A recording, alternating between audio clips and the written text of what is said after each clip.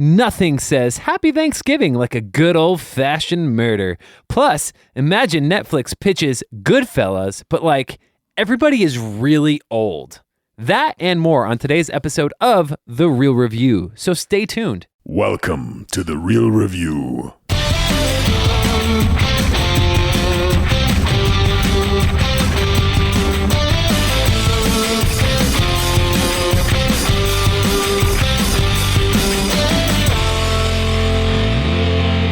Welcome to The Real Review, sponsored by Parametric and Lazy Ape Studios, where you get some of the latest happenings, real thoughts, and perspectives in the world of film and television. Everybody, I'm here with Joel Cunningham. What was that, like Lucky Charms? It's Joel Cunningham. Everybody, I'm here with Joe the Irishman Cunningham. I figured that was going. I can't do a good Irish. I can't actually do any good accent. I can do an Australian accent, all right, you know. But not too bad, that's kind of all I can do. I don't know if I can do a realistic Irish accent. I can do like the top of the morning to you. I can do that kind of a. But it seems insulting. They always have to be Lucky Charms. Exactly. It seems insulting. Yeah, but we can't do any better than that. We apologize. Yeah, I just think of movies that I've seen characters in, and then I try to impersonate them. So yeah, and usually they're impersonating the Lucky Charms guy. So we're not good. Yeah, for me, Braveheart is always my Scottish. You could be free men. That's my Scottish. But like in Austin Powers, the guy that's like they're always after me, Lucky Charms. Oh, yeah, I gotcha. I'm sexy. Yeah, I know what you're talking about. Oh my gosh. Anyway, who am I today? I am here with Matt. Sticky Bandit, hey. One of the Sticky Bandits. Do you prefer Wet Bandits or Sticky Bandits? Sticky Bandits. Yeah. Well, it depends, It's tough to say. If we're talking about the actual context of the film, I feel like they were funnier in the second film. Yeah. The hijinks were funny in the second film. But the first film is classic. Yeah. And I love the first film. And you need both in a certain sense. It's true. I think the second one did better with getting to like the hijinks and the craziness and they upped the ante. Yep. But yeah, anyway, we're talking about Home Alone for Home Alone, guys. Wet Bandits, Sticky Bandits. That occurred to me because I went tree shopping. It is Christmas time. Yeah, I just went tree shopping and I bought a mini tree. Mini tree? Charlie Brown tree? Yes. I went with my girlfriend and she was like, oh, she's looking at all the nice trees. She was thinking I was getting like a full-size one. And I was like, well, maybe. And I'm like, how much is this tree? And it was like, relatively okay size. I'm like, oh, like $800. Yeah. It's like, what is it? So how much is the small one over there? You found a really nice, like 6 foot tall tree and then you like just cut off the top foot of it. Pretty much, yeah. Exactly. Brilliant. Yeah. No, he had to go to the back and grab it. He was like, oh, you want like a table topper? I was like, yeah, because those are hopefully cheaper. That's probably what he did. He just went to the back and cut the top off a tree. He probably just chopped the top off of it. He probably just like kept the money himself too because he didn't actually buy it. But I got the full service. He like cut the end. It was like a little mini end. He cut like the end off of it. He like carried it in my car. Wow. I was like, didn't really need it, but it was funny. Wow. That's pretty good. Anyways. Congratulations on your baby tree. My first tree for my first baby tree for a Baby Yoda fan. There you go. I am. Yeah. I think everybody's a Baby Yoda fan. I think with Baby Yoda, which we're getting way in the weeds here. I don't know what's happening, but it's okay. I'm okay. I think like people have legitimately felt like, well, you know what? Disney maybe has done something okay for once, and we're all celebrating the fact that they've done something with Star Wars. Not that people haven't liked some aspects of the new Star Wars films, but I would say as a whole, most of us can say there's some aspects of the new Star Wars film that we really haven't enjoyed in some facet. Sure. And this is the first thing that like universally everybody's like, yeah, everybody loves it. So it may not be crazy, but it's like, I heard they're having issues with like selling out of Baby Yoda toys and everything. Well, they don't even have them yet. It. Yeah. No, that's a whole nother story in general. But anyways, everybody, welcome to the show. This is The Real Review, where we kind of break it down for you. I am a little bit more fan-centric, get excited about things way more easily than probably should. I am more emotional when it comes to things and how I review. I don't get lost in the weeds as far as details and some getting very super analytical when it comes to nitpicky items at times. That's where Joel comes in. He's maybe a little bit more critical, analytical, detail-oriented. If something's off with the lighting, it might totally ruin a scene where I don't really care. Those kinds of things. Makes a difference. But then we kind of combine to give you our perspective, which we have dubbed The Real Review. Yeah. So that's what that's about. But a couple of things. Joel, why don't you go ahead and let the listeners know how they can get connected with us? Well, there's some good ways to get connected to the podcast. As always, we have our website, which is reelreviewmedia.com. Let me see that more clearly. reelreviewmedia.com. Additionally, we have our Facebook, which is facebook.com/reelreviewmedia. We have our Instagram and Twitter, which are both at Real Review Media. Totes. Man, LaCroix hit me hard today. Woo. Most definitely. And then also, last but not least, email. Shoot Yep. us an email. We'd love to get your thoughts and input. reelreviewmedia@gmail.com. Totally. You guys can do all that, get connected with us. We got lots of little things, especially this time of year is fun because they start promoting stuff that's coming out in the summer. And they also start promoting all the stuff that's Oscar contender stuff, and they start talking about that. So we keep all that posted. Like we just got the new Ghostbusters Afterlife trailer up there. We got the new Wonder Woman 1984 trailer up there. There's a new one with Ryan Reynolds, Free Guy. A Free Guy. It looks pretty funny. Yeah, it looks great. Yeah. It looks like it's just kind of bonkers, but fun. First teaser for James Bond. Yep, as well. all that stuff. A lot of stuff recently. So 2020 is going to be interesting. Star Wars is in full gear. Speaking of Star Wars, Yeah, man. London premiere is on Monday, a week from today. Wow. Crazy. Wow. Anyways, so we got a couple of movies today. We're going to start out with the latest from Ryan Johnson, which Speaking of Star Wars. Exactly, which is Knives Out. Let me break it down for you. Knives Out, a detective investigates the death of a patriarch of an eccentric, combative family. Directed and written by Ryan Johnson. Stars a lot of people, a lot of talented people. Daniel Craig, Chris Evans, Ana de Armas, Jamie Lee Curtis, Michael Shannon, Don Johnson, Toni Collette, Lakeith Stanfield, Christopher Plummer, Catherine Langford, Jaden Martell, Ricky Lindholm, Eddie Patterson, and Frank Oz. A lot of people. And this is being touted as like the kind of just a modern whodunit, like not as much. And actually, I think it says that in the trailer. It says just a whodunit, like that's what they call it. Anyways, so it's kind of like a modernized Clue, less like comedy in like slapstick kind of way. But let me just say, I think I like this more than I thought I was going to like this movie. Yeah, I enjoyed it. I didn't figure it out. I normally figure some of these things out, like whatever the secret is that they're waiting to reveal to the end. Yeah, I feel like I figured that stuff out. But this movie was like, I was like, wait a minute, then what's the problem? Like I was trying to figure out what was happening. Yeah, and I couldn't figure it out. Yeah, and I got to the end. I was like, oh, okay. But it's really more about like a family. And let me just say this. Overall, I really like this movie. I am surprised. I wasn't able to tell who the main character was going into it. I thought Daniel Craig was the main character. Yeah. And he is a main player for sure.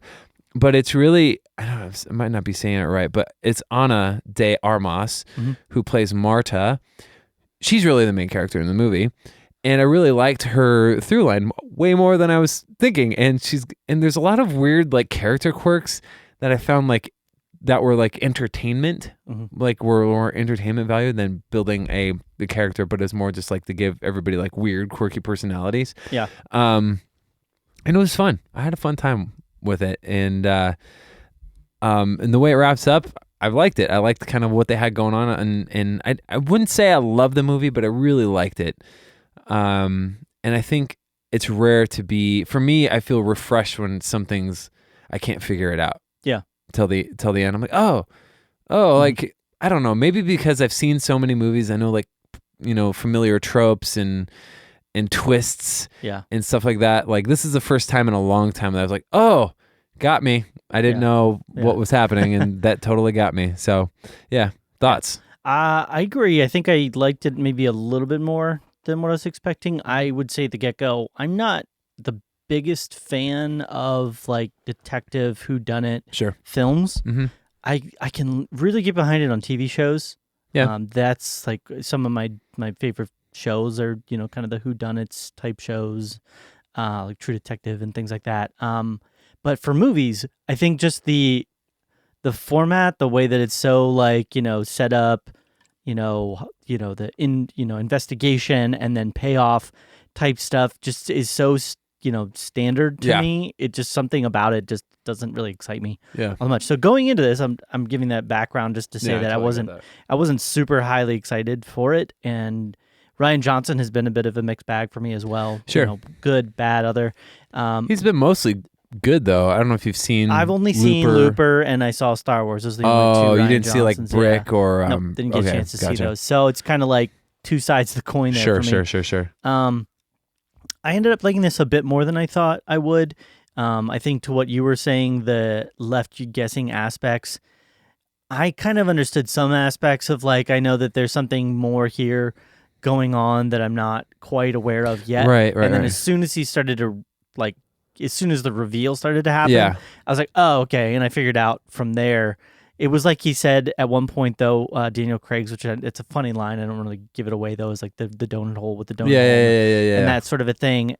I thought that was like a good way of putting it. I think what sort of in a sense transcended for me here was in a way the theme of the film. This actually had a bit of a theme. Yeah. And that's why I liked it, I think, more than I thought I was going to. And the theme of it really was like decency and honesty, that if you're a decent, honest person and you do the right thing in the right way at the right time, then it's probably, hopefully, all going to work out for the best for you. And so I liked that through line. I liked that.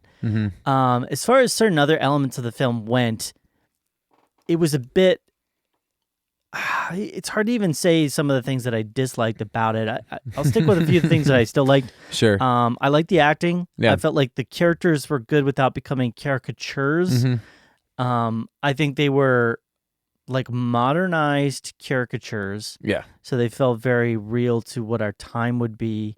And I like that they didn't go outlandish, over the top with them. It felt like if you were going to hang out with these people in their, their library, their study, their boudoir, whatever you want to call it, that these would be the same type of people that you would meet in real life. And so I really liked that element of it.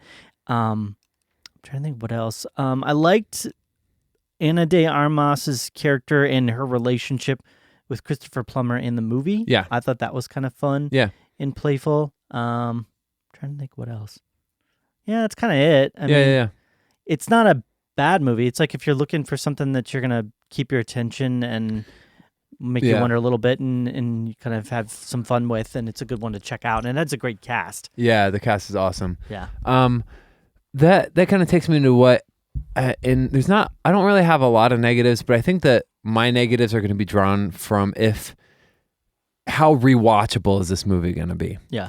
I don't know if it is. Once you've kind of figured it out, like, are there going to be more insights that you glean because you're like, oh, I know what's happening going into it, so I'm looking for different things. Yeah. I've only seen it once, but I think I'd like to maybe catch it again just to see if there's a replay value kind of a thing. Because for me, that's a big thing for me when I go into how high I'll grade a movie. Yeah. Is I've had movies that, for example, Patriots Day. Excellent movie. It's Mark Wahlberg's best movie. The movie's so good. It is so dang heavy though that I wouldn't want to watch it again just because it wrecked me. Yeah. So I don't want to watch it again. Yeah. But it's an incredible movie. I would have given it a much higher score if I would be like, this movie I want to watch it all the time. It's so good. But it's not that kind of a film. This kind of a movie, I'm like, I'm not entirely sure what the replay value is going to be. Yeah. I'm a little. The circumstances in which the primary mystery of this film plays out, it makes me, and because I am emotional in this kind of, and I empathize with people, I'm a little bit saddened a little bit as to why things played out the way they did, and I'm like, oh, yeah. I'm like, shoot, Yeah. And so I'm kind of bummed out a little bit by that, not because it was like bad writing or anything, but just because of the circumstances of the event, I was just like, oh, dang it. Okay. Yeah. I can't talk about it without spoiling it. So it's a bit of a bitter pill to swallow at the end of the film. Yeah. And there was two things to it, two sides to it, which I want to, before I get into that, I want to harken back to one of the things you said there, which is, I think one of the main reasons why I like television shows with this type of story more than I like films. And that's because there's so much time spent in drawing out the mystery and getting into the clues and the in and outs. There's more rewatchability, I think, with the TV show a lot of the time because you can go back through the episodes and go, oh, how does that tie into what you finally do find out, after this 10-hour long, 12-hour, however many episode it is long journey. Yeah. Versus with the film where you have like this short amount of time to present a lot of information. So there's really not going to be, I think, enough time to really tie in so many like loose ends and be like, totally. oh, wow, how did that tie in? Now, someday that can be done. So I'm not saying it's impossible for that to do, but it's just not quite the same as it is with a television show. So I think that's one of the things innately that I like more about when I watch on TV or Netflix or something. To tie into specifically what you're talking about, I think with that sadness, I think it was a bittersweet thing, and I think it was also a little bit underwhelming. Okay. When you finally get there and you're at like the journey's end, That might be, it kind of felt like, well, yeah, okay. I mean, that makes sense. Obviously, that's why that would happen. And I think the way they had set it up made it seem like there was some much bigger thing afoot. Sure. Because they kind of, it's like there's stages of the reveal, and I don't want to spoil the movie to you, but you get little bits of this and little bits of that. But then when you get like the final reveal, it kind of just puts in a smaller piece of an already mostly revealed puzzle. Right. And so you kind of just go, oh, Yep. okay.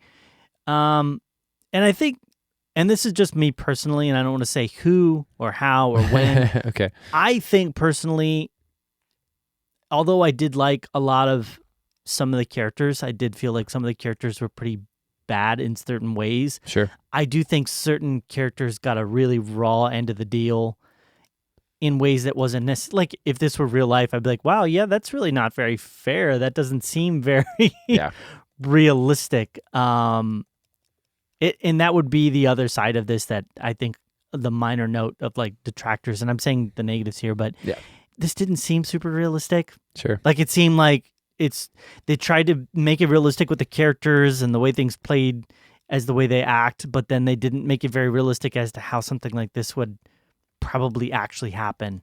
In my perspective, I don't think somebody would do this or do that or do this, and I could go through it. I did to pinpoint specifics, but then I'd spoil it. Spoiling. There's a lot of dancing around that we're doing here. There I is. feel like because it's a mystery film. Yeah, and you don't want to. We don't want to remove any of the mystery for folks. Right.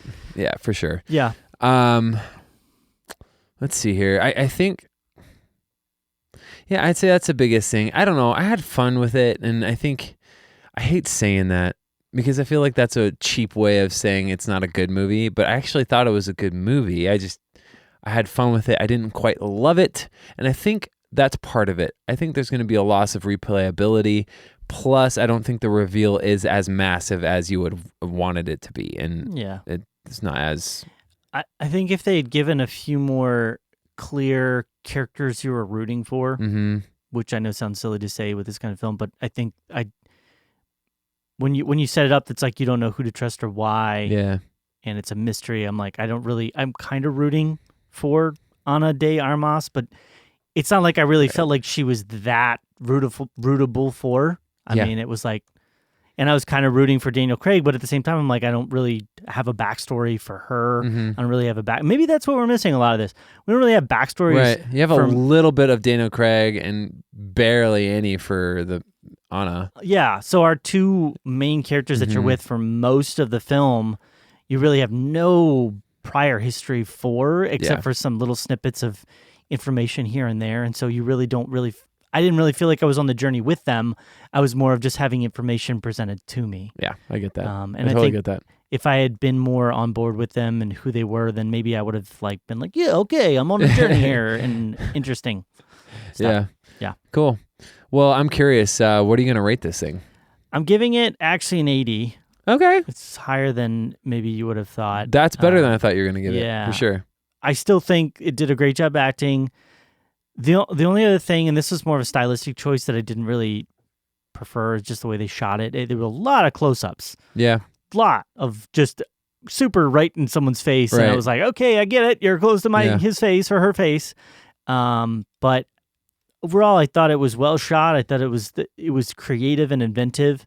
In a sense, it's like a modern sleuth detective type film with some modern sensibilities. I liked the characters that were in there not being characters. I thought there was some humorous moments, kind of overall. Yeah. It tiptoed in a little bit into the political stuff, but I felt like it never got overly heavy-handed. Right. It was. I thought it was funnier than I thought it was going to be. Like because in the trailers, I didn't think it was funny. I didn't think anything was funny, but there were some like funny moments. There's this like running like Puerto Rico, Brazil, like Ecuador, like joke that keeps happening. Yeah. I thought it was pretty good. Yeah. But other than that, I liked it more than that. I'm at an 86 with it. So I'm going to give it a B. Okay. Kind of a little bit higher, but I think I do want to watch it again. I really do want to see if there's some new stuff revealed, through another viewing. Even though you just said you don't want to watch it again, you still want to watch it again. No. I was talking about the Patriots Day movie. Oh, Patriots Day. I thought you were talking about this one you didn't like watching. You don't feel like this is one that has rewatchability. I don't know if it has. I don't think it does, but I'd like to give it a shot. Yeah. Yeah. Get into it. Watch first quarter. Yeah. Nothing happens. See what happens. Okay, I kind of figured it out anyway. I've seen it before. Whatever. Yeah. Anyways, that is going to wrap it up for Knives Out. Mm-hmm. And okay, let's get this one last thing in real quick and then we'll move on because Sure. I don't want to linger on it. Yeah. Did you like it better than The Last Jedi? Yes. Okay, gotcha. All right.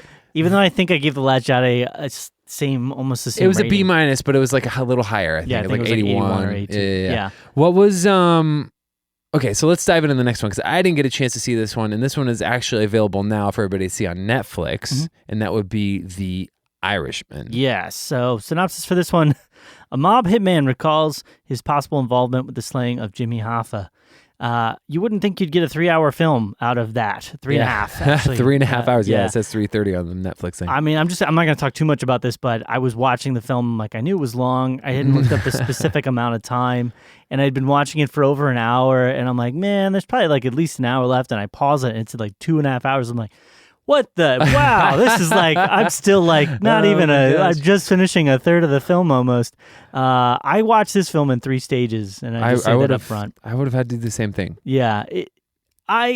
So to go back to me and kind of actor, directed by, of course, Martin Scorsese, or Scorsese, depending upon how you pronounce it. Yeah. Stars Robert De Niro, Al Pacino, Joe Pesci, Harvey Keitel, Ray Romano, Bobby Cannavale, Anna Paquin, Stephen Graham, Stephanie Kutsuba, Jack Huston, Catherine Narducci. I'm not going to go through the rest of them. Wow. Large cast. I'm a fan of some of the. I will say this: Casino, in particular, Sure, is one of my favorites, like top films of all time. I think there's just a feel and a sense to it. I feel you. And I got a sense to it. Yeah, that just it just leaves me feeling like a certain way every time I watch it. It's like it harkens back to a certain era and a certain time, and there's just crazy violence and crazy characters, and it's like one of those train wrecks you can't not watch. Yeah. It reminds me of the movie Blow in a much different style, like a drug version of that. It sort of harkens to the life of a person living in the mob, and I don't know why. I'm drawn to those types of films. It's like, you're rooting for a person that you hate and is doing awful things, and you want to see them get theirs, but at the same time, you kind of want to see them get theirs in a good way. Yeah. So, didn't really know what to expect in this one. Okay. It's been a very long time since this cast of actors has really gotten together and done this type of a film. Yeah. Especially with, Martin Scorsese. And I had read good and bad things about it. I think what I came out with this one, I'm not going to spend too much time talking about it because it's a 3.5-hour film. Yeah. And goodness sakes, watch it yourself if you're that interested. It's a really good experience if you're somebody that has watched those, Goodfellas, types of films, Casinos, Godfather, even whatchamacallit, can't think of it. Al Pacino one, Scarface. Yeah. If you've watched any of those really, gangster mafia building, empire type films, this is a really good one to kind of capstone a lot of that with. Yeah. It doesn't tell the story that you'd expect. Mm-hmm. It is about Jimmy Hoffa, but in many ways it's more about the rise and the fall of the world. I mean, the world we lived in with the mafia influence. I remember when I was a kid hearing about the mafia and the role that it played and how powerful and dangerous it was. And now we live in, 2019. And maybe I'm wrong, but there's just not anywhere near as big of an influence.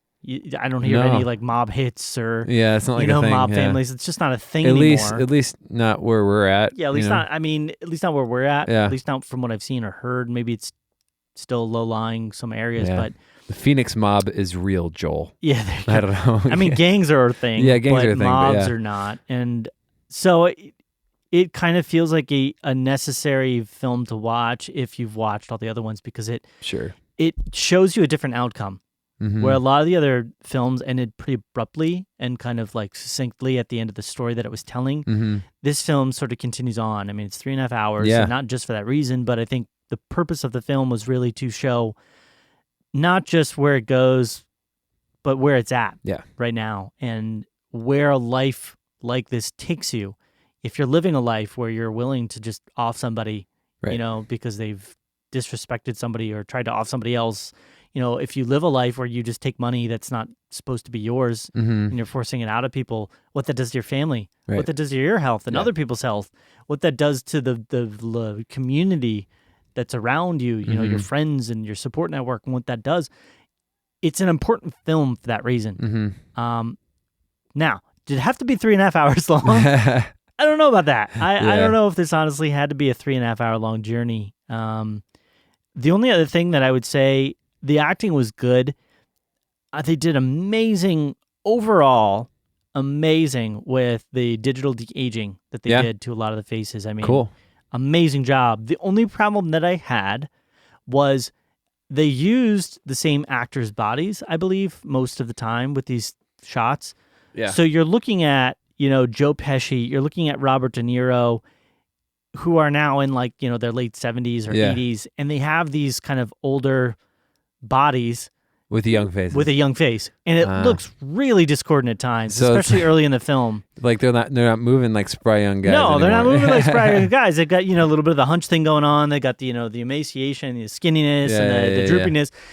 And it's kind of like, and I'm not attacking old people. Hopefully it doesn't Sure. sound that way, but you just change over time. Like Yeah. I'm changing over time, and your body just doesn't look the same. Yeah.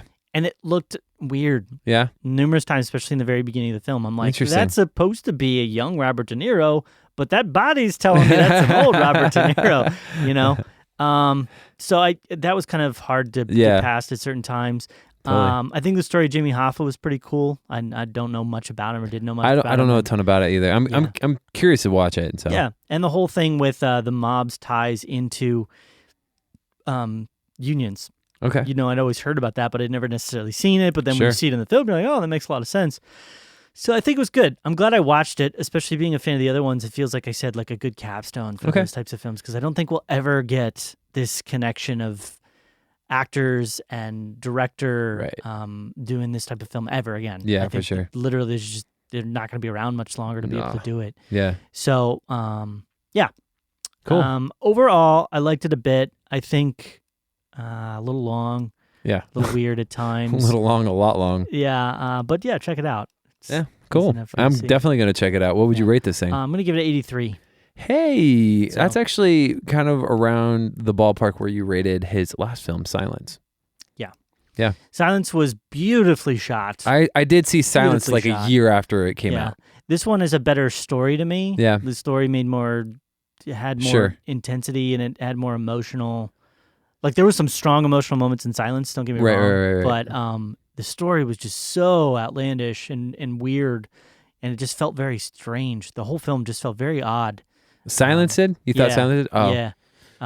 But I love the way it was shot. This Mhm. one, the shooting, the film, the visual style was great. Yeah. The acting was great. The story was great. It was just it was like, I'm on this huge journey. Yeah. It felt like something they almost should have done as like a series and I done could as like see a that. 3-part series. I and could have then seen that, kind of yeah. wrapped up each story within each. Limited edition series, Yeah. limited series, whatever they Yeah, call it. but there's some moments in it that like, at first glance, it's weird with this film, with The Irishman. But you're kind of like, wow, that's the finality that you're going with of that aspect. And they do this funny thing where you kind of get, I don't want to spoil it too much, but like you get like the story of how a lot of these characters die, Okay. like when you meet them, like Okay. it freezes and then you get like this person All right, shot in the wow. head 5 times this date. Right. And so it sets up all the way through this idea that like there's a finality Wow. and how things end for these characters is going to be probably pretty bad. And then when things start to go down and things start to end, you really get a sense of that, especially with what happens with the Irishman and Yeah. what he has to do and how he has to do it. And it happens and you're like, wow, that was kind of just like no impact at all. Yeah. And it was like pointless. And then you go, oh, pointless. Pointless is what it's about. And this is like one of those films, this is probably the last thing I'll say, that I've seen films try and do this before where it like came up with that ending that was just like completely abrupt and made no sense. Like, oh, well, it was supposed to be, we're showing you the pointlessness of it all. This film actually does a good job doing that, portraying what that in a certain sense I gotcha. means. Okay. So, yeah. I feel you, man. But Cool. it's not like a happy thing. It's not like I'm like, oh, you're going to love it. It's going to be great. Right. Yeah. Also, getting shot in the head 5 times, that's like way more than a double tap. It is, yeah. That's like maybe they came back to life like it's like a zombie or something like that. It makes sense when you see some of them, but at the same time, it is a lot. The T-800. Because, they have like these, revolvers, these small revolvers, and they go, bop, bop, bop, bop, bop, bop, and they just shoot a bunch of times at once. So it's not like they're like on boom, click, boom, click, boom. Exactly. That would be a little, yeah. Yeah. Cool. All right. Anything you want to add? Anything else you want to add to that one? I'm good. Cool. Yeah. Well, I'm definitely going to check that out. That is going to conclude our review of The Irishman. Plus, conclude our reviews just in general for this episode. Hey. So just a couple things to recap. Feel free to connect with us. Tell people about the podcast. Maybe they like movies, want to hear some different points of view. Connect to the podcast. You can do that online through our website. Also, again, that website's reelreviewmedia.com. Then through social media, which would be facebook.com, and then also Twitter and Instagram at reelreviewmedia. Again, that's reel, like a film reel, like REEL. And then you can connect there. But that's going to conclude our show today. Joel, is there anything else you want to add? I don't know if I'm going to see Star Wars, man. I don't know. No, I'm kidding. Oh, Star Wars? Yeah. Yeah, I'll see I'm it. so excited for it. I don't know if I'm going to go like opening day, but I'll see it. Yeah. Yeah, no, that's all I got. But hey, thanks for listening. Thanks for tuning in. Other than that, it's been real. It's been real.